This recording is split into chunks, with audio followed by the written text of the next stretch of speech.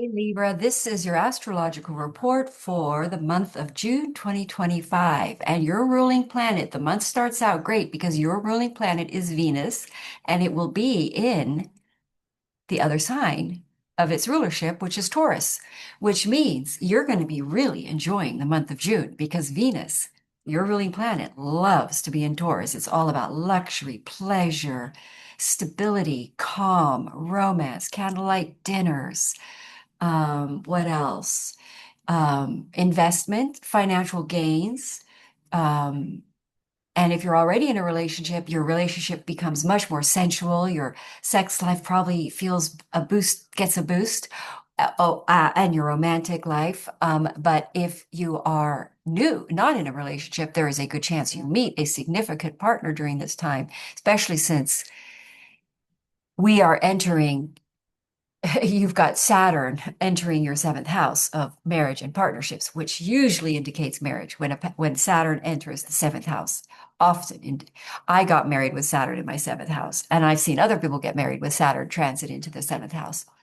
So let's go ahead and pop the chart for you guys, Libra. Now, again, I put the chart to your I put the chart to your ascendant. But if you have a Libra sun or moon, it affect this reading will be accurate, or you may feel this for those placements as well. So there's this Saturn moved right into your descendant, right into your seventh house, where you're going to get very serious about making a commitment, a long-term commitment, a long-term relationship coming in. If you're single, it doesn't necessarily happen right away because we've got that Jupiter squaring Saturn, which I'll talk about in a minute. There's this Jupiter square, and Jupiter in your ninth house can be later in life partnership if you're single. So there might be a meeting or there might be some sort of blockage until the middle of the month, but we're definitely planning here. There's definitely in the works, either in the background, there is a relationship building, a long-term committed relationship for about 29 years. Now, if it doesn't happen this is going to be in your seventh house for 2.5 years. So somewhere in that 2.5 year period, it can happen in there because you may have planets in your seventh house where this Saturn will connect with that, which will then trigger this long-term committed relationship. If you're already married, then you're getting a recommit, redoing of your vows, or taking on some sort of, or your partner, sometimes with Saturn in the seventh house, your partner is going through some big change. Your partner retires. Um, but we're looking at something major restructuring in your relationships, partnership agreements. There could be business partnership contracts, a lot of time spent on that. If you're a lawyer, this would be a very charged time for law cases, serious cases showing up, long-term committed clients. Seventh house can be clients. And then we're making that beautiful well, that's the Venus thing. So we're going to have this Venus in your seventh house, but it's going to move in any day now into your eighth house, into the sign of Taurus. But with Venus making that sextile to Jupiter, we've got some real flows of clients and work and contracts and good things flowing and happening for Libra in that. Or travel, or meeting a significant person through travel that you then marry, or ease of communication when that Mercury hits there, ease of communication, you connect with somebody that you are very serious about and commit to, or you're already in a relationship and you make some serious new plans, a flow of travel, recommit or take the relationship to another level, or travel or commit to some serious travel plans. But Jupiter with Mercury in the ninth house, a lot of new ideas, new information,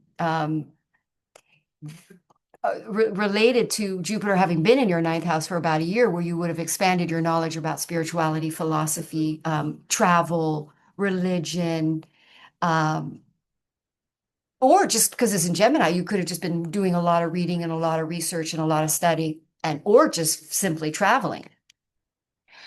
So Jupiter there in your ninth house has definitely expanded your consciousness, whether it's through travel or just education. Even just like learning about science or some sort of academic thing can have a very big spiritual sort of awakening around it. I studied chemistry and I couldn't believe connected that is to astrology. And that is an astrology house too. So you might have learned astrology.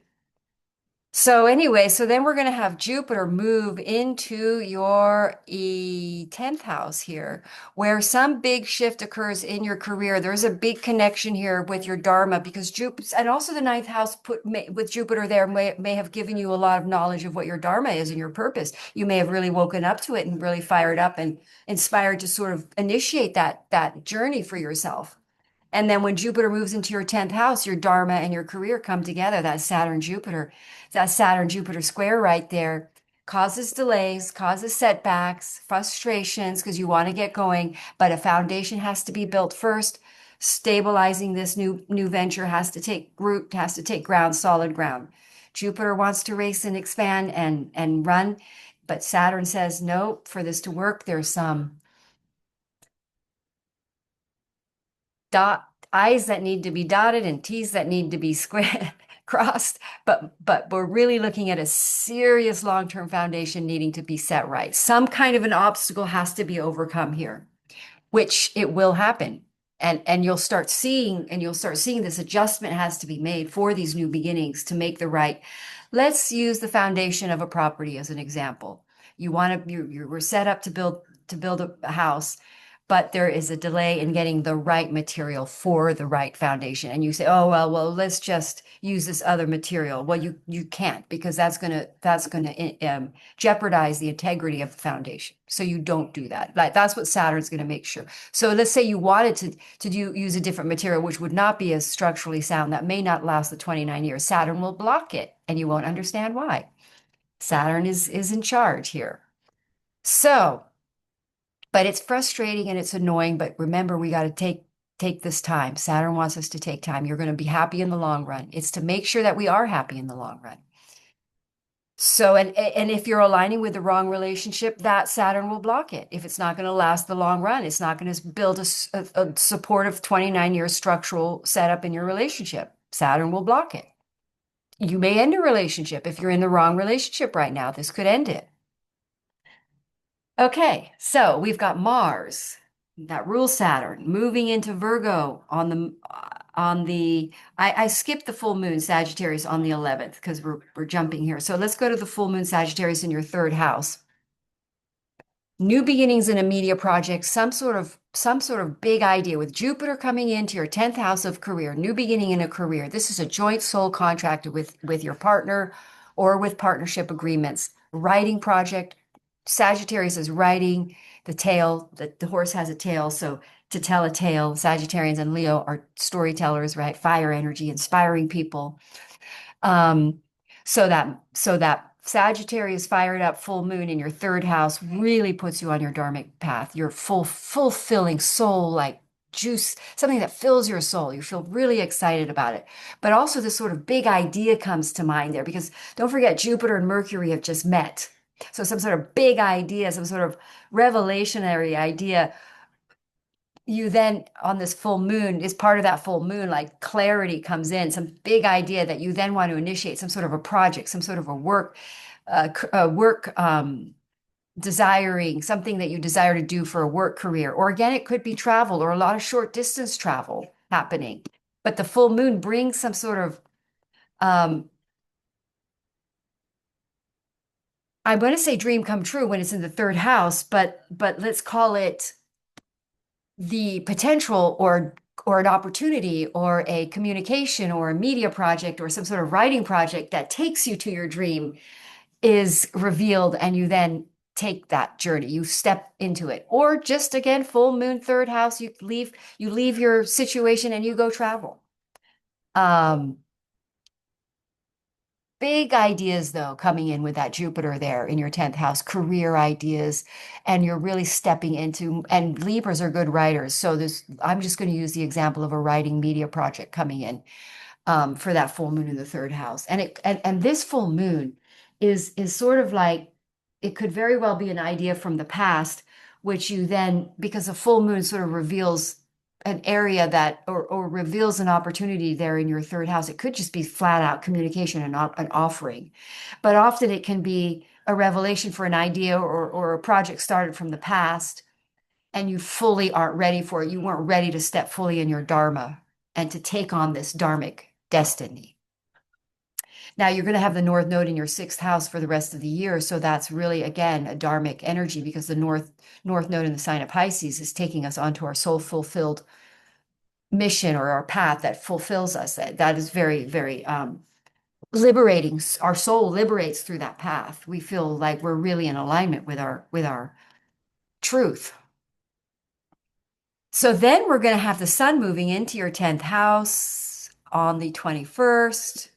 And then we're going to be lining up to that new moon right onto this Jupiter there. That's going to happen at about 4 degrees right on Jupiter, squaring Saturn, which means these new beginnings do not bring us the apples and the fruits right away. We're going to have to, there's a delay. But again, this is new beginnings, new ideas that then are going to take some reshuffling, readjusting, adapting to with that Saturn in that seventh house. Let me get us back onto Aries, Libra here. Um, with that Saturn in your seventh house. So there's some more adjustments being made on this new moon beginning. And that really is like the beginning of that Saturn, that structure. This new moon in the 10th house has something to do with the career and relationship and joint resource, joint collaborative with your spouse.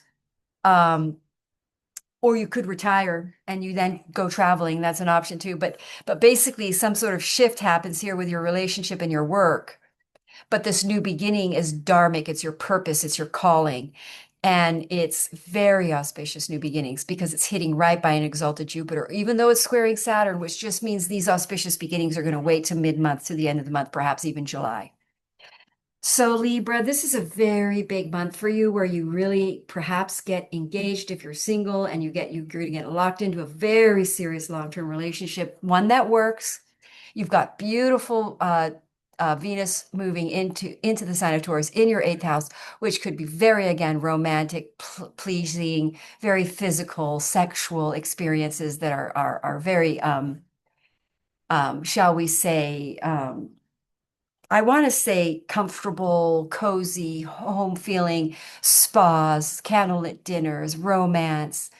It's all about the pleasing of the senses. And then Venus is going to meet Uranus there. So there could be a very big, surprising decision made around finances and relationships, like a big commitment, like asking someone to marry you, or if you're already in a relationship, getting a big gift from your spouse or big financial boost. That actually could be a financial windfall coming in from an outside source, from like an inheritance or something. So this is looks like a really great month for Libra, a beautiful romantic month ahead for Libra, and some sort of auspicious new beginnings that lead to long-term abundance in a career. Um, with that new beginning there in the 10th house and Jupiter being there. So we're looking at some sort of really, the Jupiter in exaltation in the sign of the crab makes a lot of babies. So we're looking at something in the long term, creating a financial windfall, abundance, a lot of expansion, or just your career expands. And then that obviously brings in the financial um, rewards of that. Okay, have a wonderful month, Libra. Thank you for joining me on and chatting about astrology. And if you would like a reading, feel free to contact me. My website is below. And do like and subscribe and leave a comment if you would like. Tomorrow I'll be live on Karmic Kindness Live, and we're going to be talking about the Sagittarius full moon. So do join in and have a wonderful evening. Namaste.